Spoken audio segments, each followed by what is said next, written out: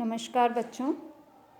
आज हम बात करेंगे BA home science second year के सेकंड पेपर में विरंजक यानी कि ब्लीचिंग एजेंट्स के बारे में। सबसे पहले विरंजन प्रक्रिया के बारे में बात करेंगे। तो विरंजन प्रक्रिया वह प्रक्रिया है जिसके अंतर्गत सफ़ेद वस्त्रों को विरंजित किया जाता है यानी कि ब्लीच किया जाता है। और यह जो है प्रक्रिया वस्त्रों पर लगे हुए रंगीन धब्बों को हटाने के लिए काम में लाई जाती है। तो इस प्रक्रिया में इस्तेमाल होने वाले जो पदार्थ हैं उन्हें ही ब्लीचिंग एजेंट यानी कि विरंजक कहते हैं। और इस कार्य को बहुत प्राचीन समय से किया जा रहा है। कपड़े धोने के बाद में लगातार जब सफ़ेद वस्त्र हम इस्तेमाल में लेते हैं तो बार बार धुलाई के बाद में उनमें कुछ पीलापन आ जाता है। तो ब्लीचिंग एजेंट्स क्या करते हैं, एक तो उस पीलेपन को ख़त्म करके उसे सफ़ेद कर देते हैं, और दूसरा इनका काम होता है कि यदि उस पर कुछ धब्बे लगे हुए हैं, कुछ गंदा है, मैला है, तो वहाँ से वो उसको साफ़ करके चमकदार कर देते हैं। तो यानी कि जो विरंजक पदार्थ हैं वह विरंजन की प्रक्रिया में काम में आते हैं। अब हम बात करते हैं कौन कौन से विरंजक पदार्थ जो हैं वो धुलाई में इस्तेमाल होते हैं। तो मुख्य रूप से दो तरह के विरंजक होते हैं, ऑक्सीकारक विरंजक और अपचयन विरंजक यानी कि ऑक्सीडाइजिंग ब्लीचेस और रिड्यूसिंग ब्लीचेस। सबसे पहले हम बात करते हैं ऑक्सीकारक विरंजक की। ऑक्सीकारक विरंजक जो होते हैं वो उसमें उपस्थित जो ऑक्सीजन है वो वस्त्र के धब्बे के साथ मिलकर एक रंगहीन यौगिक बनाते हैं और उसको उसकी वस्त्र की सतह से हटा देते हैं। साधारणतः देखें तो हम धब्बे जो हैं उसका ऑक्सीकरण कर देते हैं जिससे कि वो साफ़ हो जाते हैं। तो जितने भी हम ऑक्सीकारक विरंजक पदार्थ इस्तेमाल करते हैं उसके बारे में हम बात करेंगे। सबसे पहले खुली हवा और सूर्य का प्रकाश। तो यह प्राकृतिक रूप से उपस्थित है। हम देखते हैं कि सफ़ेद कपड़ों को धूप में छोड़कर सुखाकर उसे स्वच्छ सुंदर बनाने की जो यह प्रक्रिया है वह प्राचीन काल से चली आ रही है। इसमें क्या करते हैं कि वस्त्रों को सूर्य के प्रकाश में सीधे ही सूखने के लिए छोड़ देते हैं। और यहाँ भारत के कुछ प्रदेशों में आज भी वस्त्रों को घास पर सीधा फैला दिया जाता है सूखने के लिए। तो क्या होता है कि घास में जो क्लोरोफिल उपस्थित होता है वह विरंजन का काम करता है और कपड़े जो हैं वो साफ दिखने लगते हैं। उसके बाद में दूसरा जो प्रकार है वह है हाइड्रोजन पेरोक्साइड। हाइड्रोजन पेरोक्साइड एक तीव्र प्रक्रिया करने वाला विरंजक है क्योंकि यह शीघ्रता से ऑक्सीजन को विमुक्त करता है और इसका उपयोग जो है वो सूती, रेशमी, ऊनी वस्त्रों पर किया जाता है। हाइड्रोजन पेरोक्साइड को डाइल्यूटेड फॉर्म में यानी कि उसमें पानी मिलाकर उसका तनु घोल बनाया जाता है और फिर इस घोल को पानी में मिलाकर वस्त्र को कुछ समय के लिए इसमें छोड़ दिया जाता है और उसके बाद में साफ़ पानी से धोकर इसको सुखा दिया जाता है। यदि हम इसका सांद्र घोल यानी कि गाढ़ा घोल इस्तेमाल करें तो यह वस्त्रों के लिए हानिकारक होता है, रेशों को नुकसान पहुंचाता है। इसीलिए इसका डाइल्यूटेड यानी कि तनु अवस्था में ही इसका इस्तेमाल किया जाना चाहिए। नेक्स्ट जो ऑक्सीकारक विरंजक की हम बात कर रहे हैं वह है सोडियम हाइपोक्लोराइट। इसको जेवलिन वाटर भी कहते हैं और इसमें वॉशिंग सोडा और गर्म पानी मिलाकर इसका इस्तेमाल किया जाता है। इसमें लगभग जो मात्रा रखी जाती है वो मैं बताती हूँ आपको। वॉशिंग सोडा लगभग 250 ग्राम, उबला हुआ पानी 500 मिलीलीटर और 250 ग्राम ही चूना और 2 लीटर ठंडे पानी में मिलाकर ये जेवलिन वाटर जो है वो तैयार किया जाता है।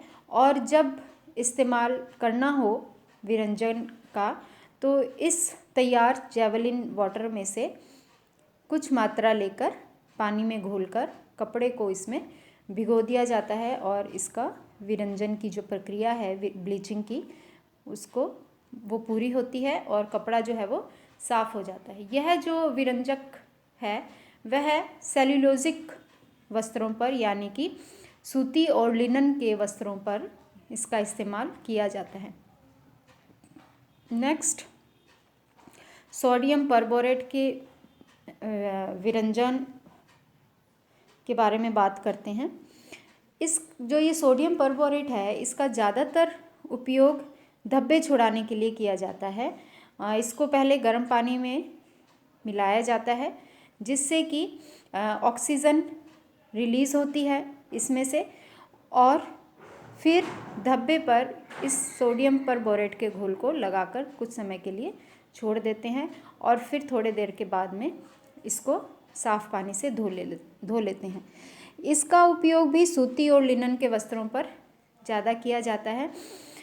इसके साथ ही यदि एनिमल फाइबर यानी कि जांतव तंतु जो कि हम ऊन और सिल्क है यदि उस पर इस्तेमाल करना हो तो इसमें एसिटिक अम्ल डालकर पहले इसका जो पीएच है उसको उदासीन किया जाता है और उसके बाद में इसका उपयोग उन वस्त्रों पर किया जाता है यानी कि सिल्क और ऊन पर भी इसका इस्तेमाल किया जा सकता है, बस इसमें एसिटिक अम्ल डालना पड़ता है। इसके बाद में हम बात करते हैं पोटेशियम परमैंगनेट की।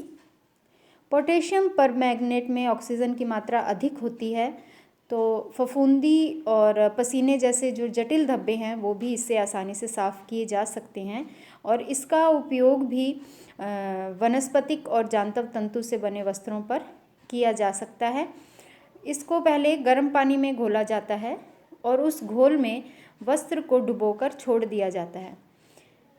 इसकी जब प्रतिक्रिया होती है तो गुलाबी और भूरे रंग का जो मैग्नीज डाइऑक्साइड बन जाता है जिसके कारण वस्त्र का रंग भी हल्का भूरा हो जाता है। तो उस रंग को सही करने के लिए सोडियम हाइपोक्लोराइट, ऑक्जेलिक अम्ल और हाइड्रोजन पेरोक्साइड और सिरके के मिश्रण में वस्त्र को डालकर थोड़ी देर के लिए रख दिया जाता है ताकि वह साफ़ हो जाए। यानी कि पहले धब्बे को हटाया जाता है जो फफूंदी और पसीने के हैं, उसके बाद में बाकी रसायनों का इस्तेमाल करके उसको साफ़ कर लिया जाता है। तो इस तरह से हम देखते हैं कि ऑक्सीडाइजिंग जो ब्लीचेस है उसमें ऑक्सीजन जो है वो मुख्य घटक के रूप में काम करता है वस्त्र को साफ़ करने के लिए।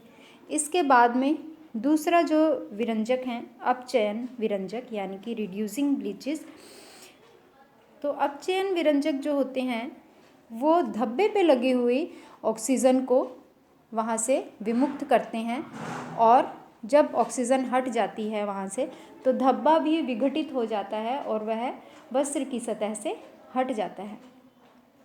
यह मुख्य बिंदु है आप लोगों को याद करने के लिए कि ऑक्सीडाइजिंग ब्लीचिंग जो होते हैं ब्लीचेस उसमें खुद में ऑक्सीजन उपस्थित है और वह ऑक्सीजन जाकर धब्बे के साथ जुड़कर उसको वहाँ से हटाती है और रिड्यूसिंग जो ब्लीचेस हैं वो धब्बे पर से ऑक्सीजन को दूर करते हैं। तो ये इनमें एक मुख्य बिंदु याद करने के लिए आप ध्यान रखें हमेशा। अब हम बात करते हैं रिड्यूसिंग ब्लीचेस की यानी कि अपचयन विरंजक कितने प्रकार के होते हैं। सबसे पहले बात करेंगे सोडियम हाइड्रोसल्फाइड की। यह एक महत्वपूर्ण विरंजक होता है और इसका उपयोग सभी प्रकार के वस्त्रों पर किया जा सकता है। ऊन के सिल्क पर इसका उपयोग अच्छा रहता है। सोडियम हाइड्रोसल्फाइड को पहले गर्म पानी में घोला जाता है जिससे कि यह सोडियम मेटाबाइसल्फाइड में बदल जाता है जो कि धब्बे पर से ऑक्सीजन को हटा देता है।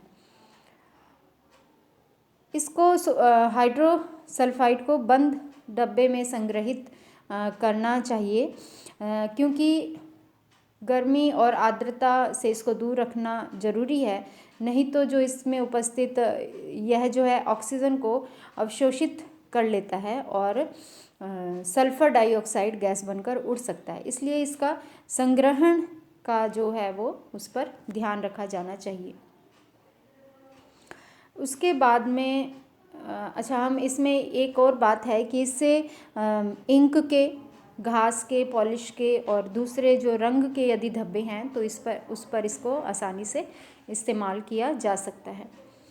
नेक्स्ट हम बात करते हैं सोडियम बाईसल्फाइड की। सोडियम बाईसल्फाइड जो है ये एक हल्का अपचयन विरंजक होता है। इस घोल में वस्त्र को अधिक समय के लिए डुबोकर नहीं रखना चाहिए।